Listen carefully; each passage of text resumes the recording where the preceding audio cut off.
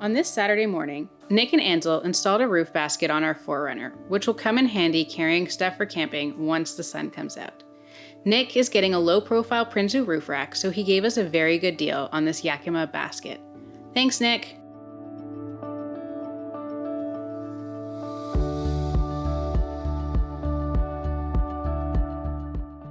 On today's trip, we headed to a familiar location you probably remember from episode 2. We really liked that spot, so we decided to bring our friends along this time. This trip, however, turned out to be very different. Gima, I wanna go back to Ontario. Gima, I wanna go home. Hi. Hiya. Good girl. Yes, good girl. See that in the army? Our version was in the army, like you asked with Cindy Crawford. Frankenstein. What do you say about Gima? I want to go back to Minnesota, Arkansas. Gima, I want to go back to.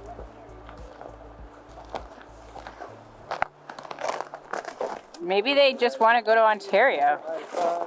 Take them around the corner. They leave the wheels behind. The last time we were here, there was little snow and far fewer puddles. The puddles then were filled with some ice and the ground was frozen too. Since then, there's been a lot more snow, much of which has melted and created large puddles, some the size of small swimming pools. You all know how much we love driving through puddles, so today's trip was bound to be epic. Down to the river, I have held the devil's hand, felt the weight of my own sin, burdened by the heart of man. Down to the river, down to the river. Oh, bury me, carry me, oh, far beneath, oh, fire and water me, going down deep, saying, oh, bury me, carry me, oh, far beneath, oh, fire and water me, washing me clean, kerosene creek.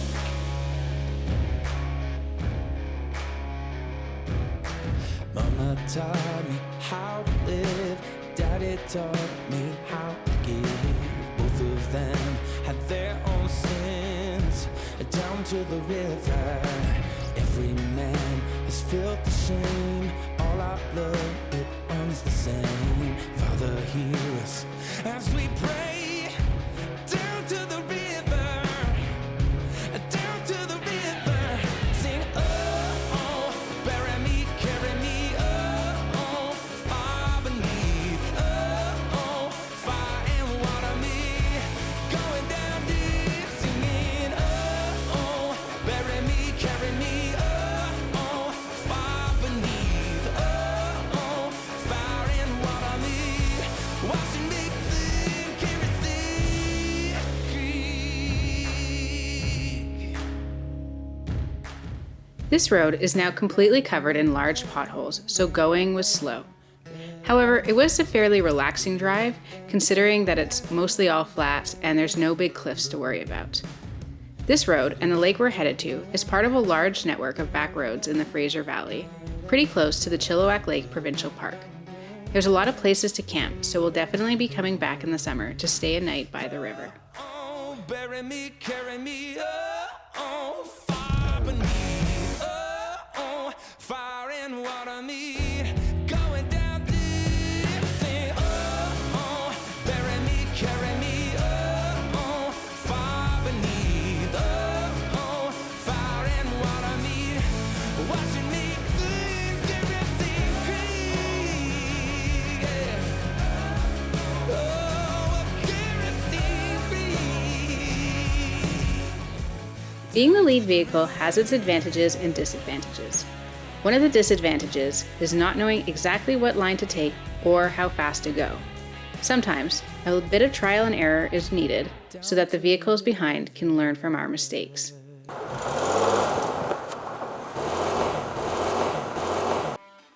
In this case, the pothole was a bit deeper than we thought and the vehicle high-centered. This is where diff locks are awesome and may have been necessary had we not been able to reverse and just take a different line.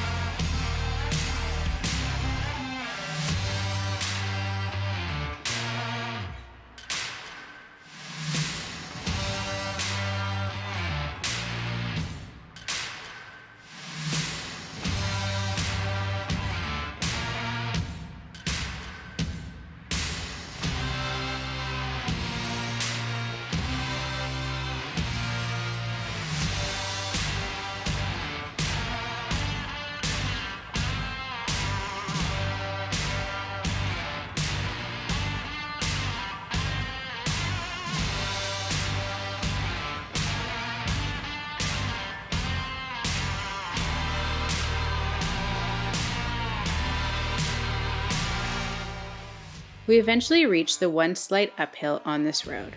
So up, up, up we go until we reach the stop. There's a fine line between momentum and spinning tires and slipping. Go too fast and you might skid off the side and into the ditch. Hesitate and you could end up like us. Going up this hill, we should have maintained more momentum. Ansel's mistake was that he hesitated after the passenger side went deep into the track created by other vehicles and the driver's side stayed up.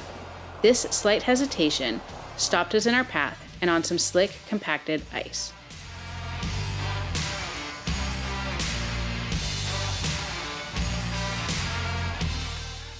Usually when stuck in these types of situations, a bit of back and forth can do the trick. Ansel engaged the diff locks, tried going back to gain more speed, tried turning the wheels in different directions, and all the other usual stuff. But after 5 or so minutes of struggling, he decided some help would be much appreciated. Thankfully, Nick brought his traction boards on this trip, and it was time to pull them out.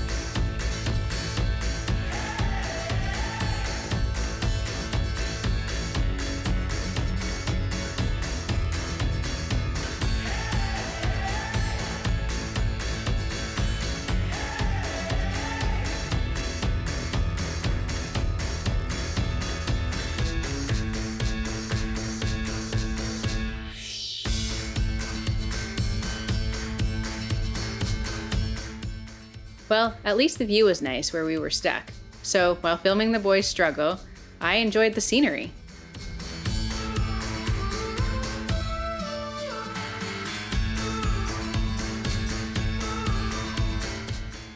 After failing the first time with the traction boards, Nick dug up under the driver's side tire and plugged a traction board under there.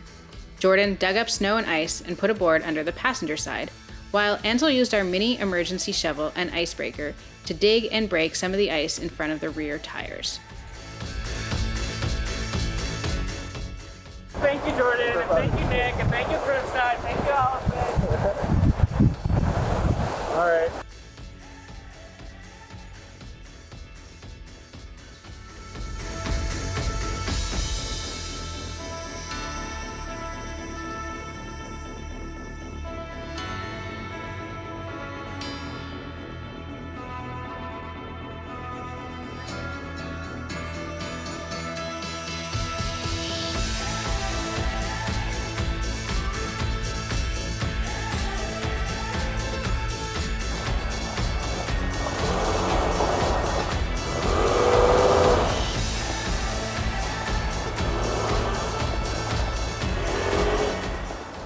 Finally, with a bit of elbow grease from all the boys, Ansel broke free of the ice and headed on up. In the process, he had broken up enough of the ice for the other vehicles to make it up easily as well. They also learned from his mistake and didn't break momentum the entire way up.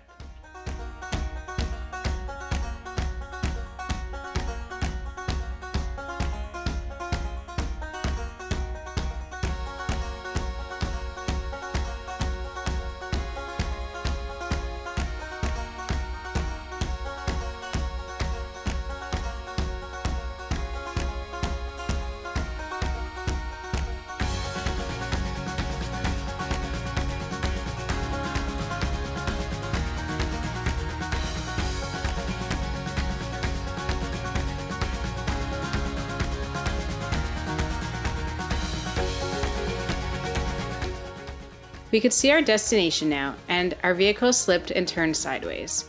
No big deal though, it was easy enough to correct by reversing and pulling forward bit by bit.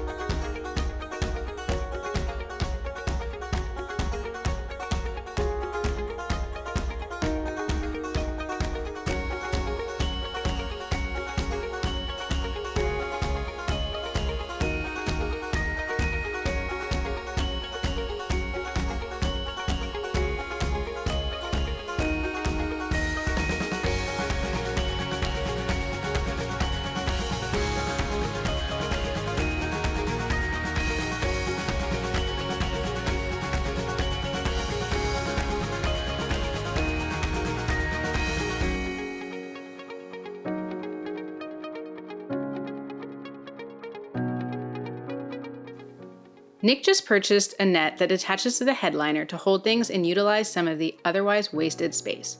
So Jordan and Nick got to work on attaching it. We're all trying to find ways to make more space in our vehicles because even though you can go camping and adventuring with the bare minimums, we like to cook nice meals while outside. Our dogs take up the entire back seat, so with all the recovery gear, toolkits, emergency items, not to mention coolers full of drinks and food, this type of headliner net provides just that little bit of extra storage space that's very handy. Mizu is a Siberian Husky that Nick adopted several years ago in Washington. I adopted Ansel about 9 years ago in Sherbrooke, Quebec at Bishop's University. Look at the way this one chooses to spend time flying drones rather than walking with his wife. Rocky is a Husky, but unlike Mizu, he is not a Siberian Husky. Kaya is part Bernese Mountain Dog and part Labrador. Krista says the Labrador in her keeps her calmer than most other Bernese Mountain Dogs. Rocky had a somewhat tough time getting used to having a puppy in the house, but look at them now, just like best buds. This Ansel is truly one of a kind, and I'm very glad I rescued him when I did. Ansels are very treat motivated, love napping, and are extremely loyal. Most of all though, Ansels are known to roam around the great Canadian landscapes looking for the next adventure. Dante and Mizu had a bit of an argument while playing with Kaya, probably some big brother type jealousy. They're both around 10 years old and both like their space, so we're hoping with a little bit more exposure to each other, they'll start to become good friends. Little did Mizu know, he was missing out on all the fun at the lake and some seriously epic views.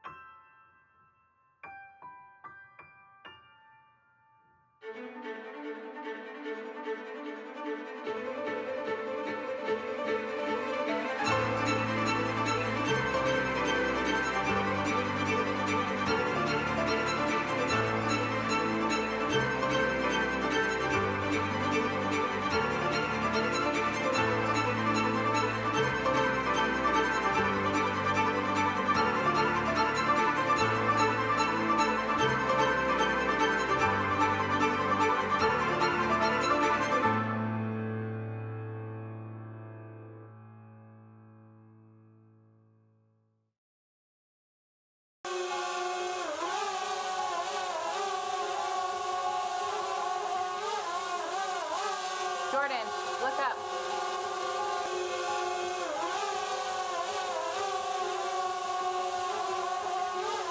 In the looky. Didn't listen. Was like, I'm gonna get the ski pass, I'm gonna get the gear, I'm gonna be a snowboarder. And on my very first day, I fell and I broke both my wrists. Oh, yeah, I used to snowboard, and then I realized, yeah. Arrow to the knee. We'd picked up some Mickey D's in the morning while the roof basket was going on, but Nick was nice enough to provide us with a hot meal for lunch. Nick keeps these dehydrated food packages in his car, and all you need to do is add hot water. Ansel's only ever tried dehydrated military rations, and I've never tried it at all, so we were a bit skeptical, and I thought this was going to be some slushy astronaut food. Turns out, it tastes great, and there's a ton of cool flavors to choose from. I can't help but think that this is the kind of food that would be really good to keep in the vehicle in case of emergencies, or on longer trips when you don't want to take too much perishable food. Great idea.